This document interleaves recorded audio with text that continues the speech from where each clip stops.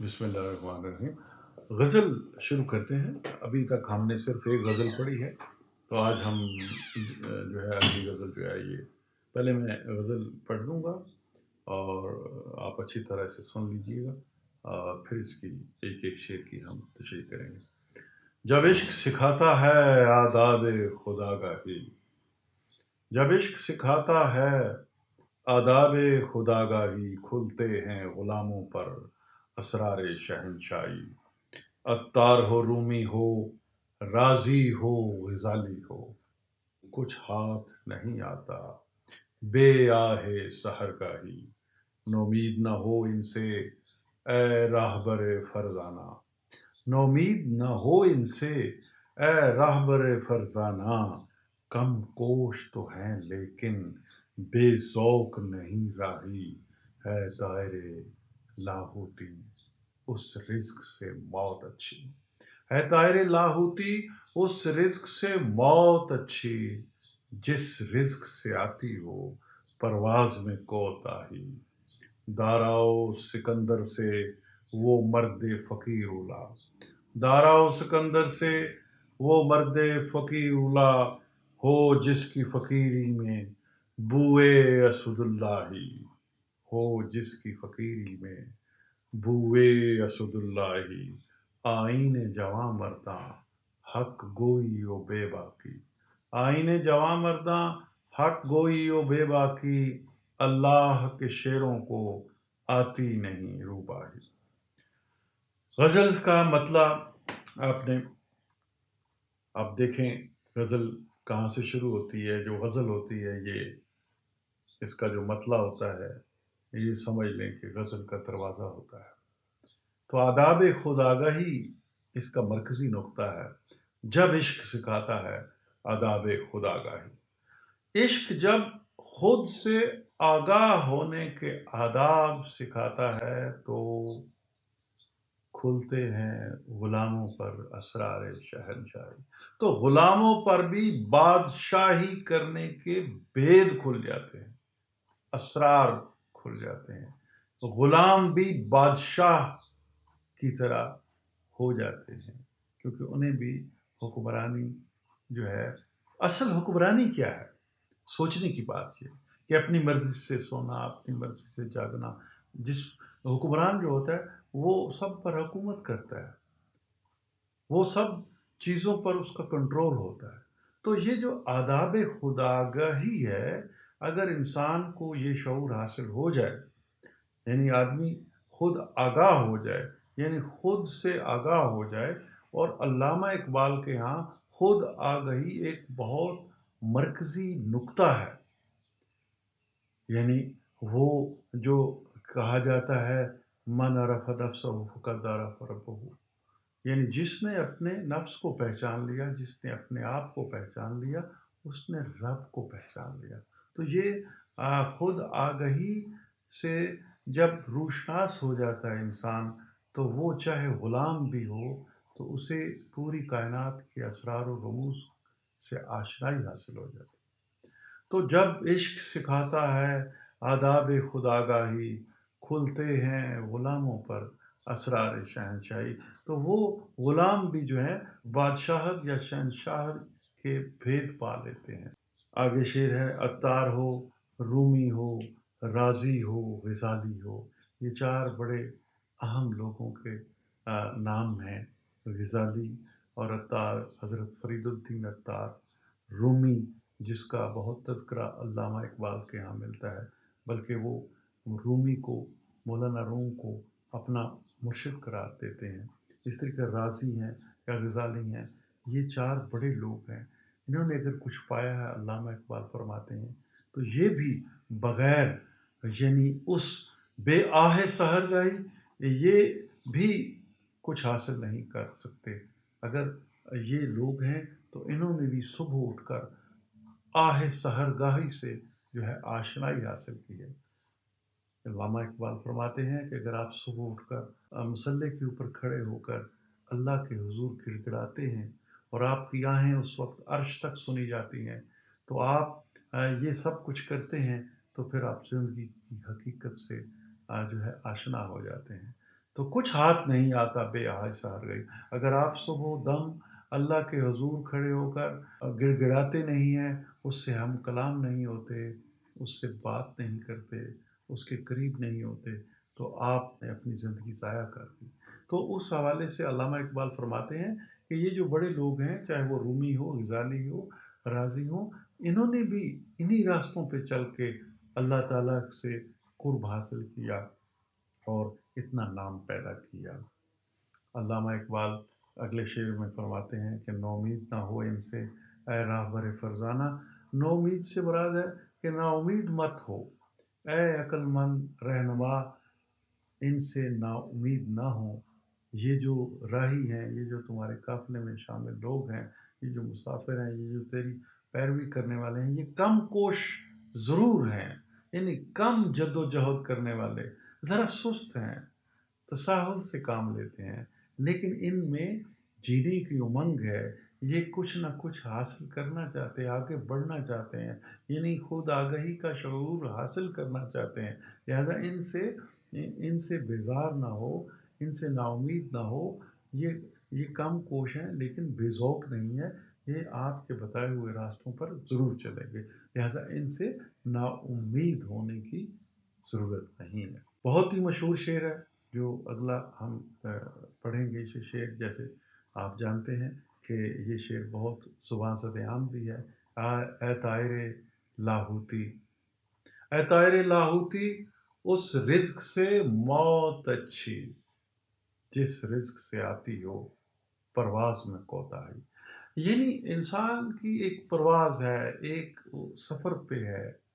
اگر یہ سفر، اس میں کوتاہی، اس میں خلل آ جائے، اس میں رکاوٹ کس چیز سے پیدا ہو جائے اور اس کے بدلے میں ہمیں رزق مل رہا ہے، تو اقبال کہتا ہے کہ ایسے رزق سے موت اچھی ہے.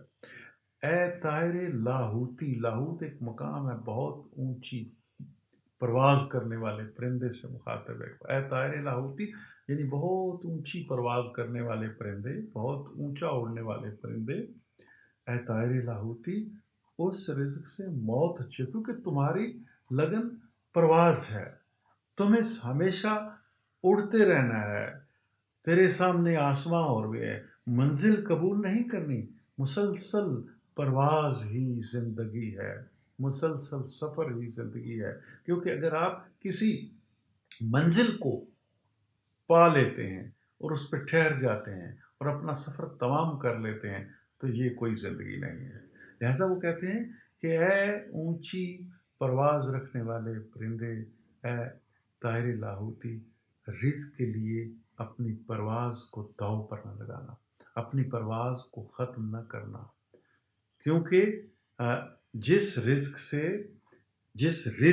سے آتی ہو پرواز میں کوتاہی، یعنی خلل آتا ہو. یعنی اگر آپ کا منصب تو یہ ہے کہ پرواز اور رزق کے لیے آپ کو نیچے اترنا پڑتا ہے یا مردار خوری کی طرف آپ کا رجحان چلا جاتا ہے، تو کہتے ہیں کہ اس رزق سے موت کو ترجیح دینا بہتر ہے. طائر لاہوتی، اس رزق سے موت اچھی جس رزق سے آتی ہو پرواز میں کوتاہی. اس کا ایک اور مفہوم بھی آپ اس کو بھی نظر میں رکھیں کہ دیکھیں، اگر آپ کا جو من چاہتا ہے، جو دل چاہتا ہے کہ آپ یہ کام کریں اور اس میں آپ بہت پرجوش ہیں، کہ مطلب آپ کو گانے کا شوق ہے اور آپ گلوکار بننا چاہتے ہیں یا اور کسی فن سے وابستہ ہونا چاہتے ہیں، لیکن مجبوری یہ ہے کہ آپ کسی ایسے کام یا کوئی ایسا پیشہ اختیار کر لیتے ہیں جس سے آپ کو اس لگن کے لیے، وہ جو ذوق ہے آپ کے ہاں، اس کے لیے وقت ہی نہیں ملتا. تو علامہ اقبال فرماتے ہیں جس کام میں آپ کا سفر یا آپ کی پرواز رک جائے اس کو چھوڑ دینا چاہیے، اور اسی میں یعنی پرواز کے دوران ہی اگر آپ کو جو ہے یہ رزق بھی مل جائے یا اسی سفر میں آپ کو یہ سلسلہ ہائے جو ہے زندگی، یہ سلسلے ملتے چلے جائیں، تو پھر آپ کو وہ قبول کرنا چاہیے. اپنی پرواز میں خلل برداشت نہیں ہونا چاہیے. دارا و سکندر سے وہ مرد فقیر اولا. دارا اور سکندر یہ دو بہت بڑے بادشاہ تھے، انہوں نے دنیا پہ حکومت کی. یعنی یہ بڑی سلطنتوں کے بادشاہ تھے، اور اقبال نے ان دو بادشاہوں کا، ان شہنشاہوں کا ذکر کرتے ہوئے کہا ہے کہ ان دونوں سے وہ مرد فقیر، یعنی بادشاہ اور فقیر کی بات ہو رہی ہے، یہ فقیر بہتر ہے جس کی فقیری میں بوئے اسد اللہ ہی، بوئے اسد اللہ ہی یعنی حضرت علی کی خوشبو، ان کے فقر کی خوشبو جس فقیر کے پاس ہے حضرت علی کی فقر کی خوشبو، وہ ان بادشاہوں سے، دارا و سکندر سے بہت بلند مقام رکھتا ہے۔ لہٰذا یہ جو بادشاہوں کا ذکر ہوا ہے دارا و سکندر کا، ان کے مقابلے میں ان کا موازنہ حضرت علی کے ماننے والے یا ان کی فقر پر چلنے والے، ان کے فقر کو اپنی زندگی کا معمول بنانے والے لوگ بہتر ہوتے ہیں ان بادشاہوں، کیونکہ یہ جو فقر کا راستہ ہے اس میں زندگی کی حقیقت سے آپ آشنا ہو جاتے ہیں، پھر طلب ختم ہو جاتی ہے، پھر لالچ، حرص، ہوس، کیونکہ بادشاہوں کے پاس یہ سارے لوازمات ہیں، انہیں اپنی سلطنت وسیع کرنی ہے، انہوں نے حکومت کرنی ہے، ان کے پاس جائیداد، مال و دولت، یہ سب کچھ ان کی دل جو ہے وہ ان بیماریوں سے آلودہ ہیں، جبکہ فقر ایک ایسا راستہ ہے جس میں سب سے پہلا جو کرینہ ہے وہ دل کو حسد، بغض، کینہ، حرص، ہوس سے پاک کرنا ہوتا ہے۔ تو حضرت علی کے فقر کی خوشبو جس فقیر سے آتی ہو تو وہ مرد فقیر جو ہے وہ بہتر ہے ان بادشاہوں سے، یعنی دارا و سکندر جیسے بادشاہوں سے وہ مرد فقیر اولا ہے، یعنی بہتر۔ آئین جوان مرداں حق گوئی و بے باکی، آئین ضابطے کو کہتے ہیں۔ آئین جوان مردوں کا آئین کیا ہے؟ حق گوئی اور بے باکی، حق بات کہنا اور دلیری کے ساتھ کہنا، جرأت کے ساتھ بات کرنا۔ تو بے باکی جو ہے یہ ایک فطرت میں ہوتی ہے، یعنی آدمی کسی سے نہ ڈرے اور جو صحیح بات ہو وہ بالکل بوانگ دول جو ہے وہ بیان کر دے۔ تو یہ جوان مردوں کا یہ وتیرہ ہے، یہ ان کا نصب العین ہے، ان کا یہ آئین ہے جوان مردوں کا۔ کیوں؟ کہ اللہ کے شعروں کو آتی نہیں روباہی، اللہ کے جو شعر ہوتے ہیں انہیں مکاری نہیں آتی۔ یہ روبا کہتے ہیں لومڑی کو، تو روباہی یعنی یہ جو مکارانہ چال بازی ہے، یہ شعروں کو مکاری کی ضرورت کیا ہے؟ شعر تو ٹھکل کا بادشاہ ہے، وہ تو جو چاہے کرے، وہ بادشاہ کا ہاتھ کس نے روکنا ہے؟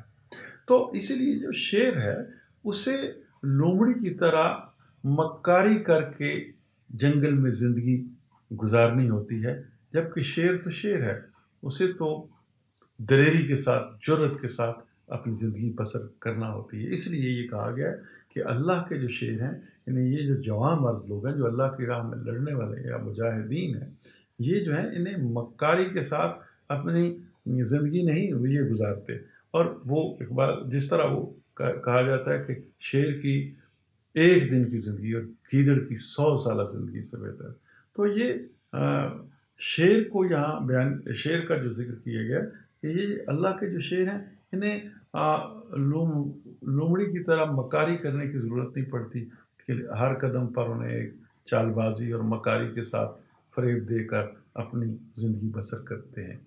وہ کہتے ہیں کہ یہ جو اللہ کے شعر ہوتے ہیں ان کے ہاں ایک بے باکی ہوتی ہے، ایک جرأت ہوتی ہے، دلیری ہوتی ہے، یہ نڈر ہوتے ہیں، یہ بے خوف ہوتے ہیں، اور ان کے آئین میں ان کی زندگی کا جو ضابطہ ہے وہ حق گوئی ہوتا ہے، وہ ہمیشہ سچ کے راستے پر چلنے والے لوگ ہوتے ہیں۔ لہٰذا کہتے ہیں کہ اللہ کے شعروں کو چالاکی نہیں آتی، نہ وہ چالاکی کر کے کوئی مفادات حاصل کرنے کے حق میں ہوتے۔